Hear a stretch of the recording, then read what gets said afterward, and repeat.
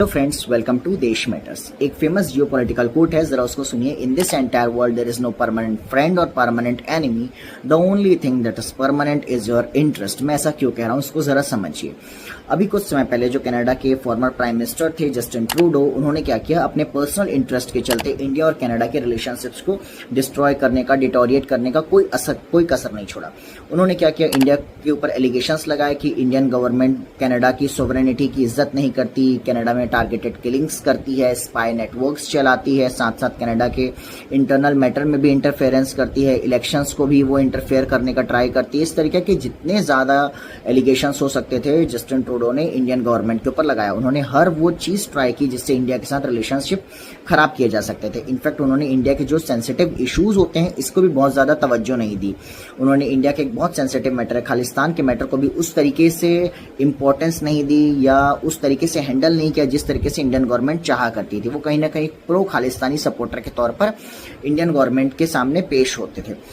होता क्या है कि इससे इंडिया और कनाडा के रिलेशंस पूरी तरीके से बिगड़ गए। अभी राइट नाउ जो कनाडा के नए प्राइम मिनिस्टर आए हैं मार्क कार्नी, उन्होंने इस चीज को समझा कि इंडिया का इंपॉर्टेंस कनाडा के लिए क्या है, इंडिया का मार्केट साइज क्या है, इंडिया की पॉपुलेशन क्या है, इंडिया की इंपॉर्टेंस क्या है, इंडिया की इकोनॉमी की इंपॉर्टेंस क्या है। इंडिया आज के टाइम में वर्ल्ड की फास्टेस्ट ग्रोइंग इकोनॉमी में से एक है। मार्क कार्नी ने जब इन सब चीज को समझा, इवेलुएट किया, तो अब वो इंडिया और कनाडा के रिलेशंस को बेटर करने पर लग गए हैं।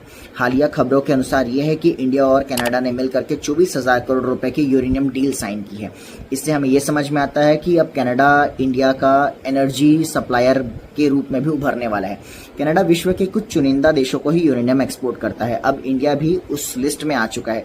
कनाडा इंडिया को for energy uses uranium supply करने के लिए रेडी हो गया। साथ ही साथ कनाडा के प्राइम मिनिस्टर मार्क कार्नी ने Indian prime minister Narendra Modi के साथ मिलकर के CEPA नाम का एग्रीमेंट यानी कि कॉम्प्रहेंसिव इकोनॉमिक पार्टनरशिप एग्रीमेंट भी लॉन्च किया। इसके अकॉर्डिंग अब क्या हो रहा है कि इंडिया और कनाडा का जो ट्रेड है इसको टारगेट किया गया है कि हम इसको $50 बिलियन तक ले जाने का ट्राई करेंगे। राइट नाउ इंडिया और कनाडा के बीच में कोई FTA यानी कि फ्री ट्रेड एग्रीमेंट साइन नहीं है, तो दोनों देशों के बीच क्या है, जो ट्रेड है वो थोड़ा कम है और जैसे जैसे ट्रेड बढ़ेगा दोनों देशों के रिलेशनशिप्स इंपॉर्टेंट होते जाएंगे।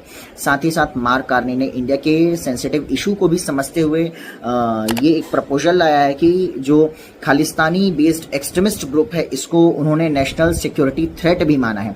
इससे हमें ये समझ में आता है कि कनाडा के जो नए प्राइम मिनिस्टर मार्क कार्नी ये इंडिया के साथ अपने रिलेशंस को इंपॉर्टेंट करने पर बहुत ज्यादा ध्यान दे रहे हैं और ये जरूरी भी, क्योंकि कुछ समय आपको याद होगा कि पहले डोनाल्ड ट्रंप ने जब जस्टिन ट्रूडो प्राइम मिनिस्टर थे तब कनाडा को अपनी 51st स्टेट बोलना चालू कर दिया गया था, जो कि पूरी तरीके से गलत था। आगे इस तरीके की खबरों के लिए आप हमारे साथ बने रहें।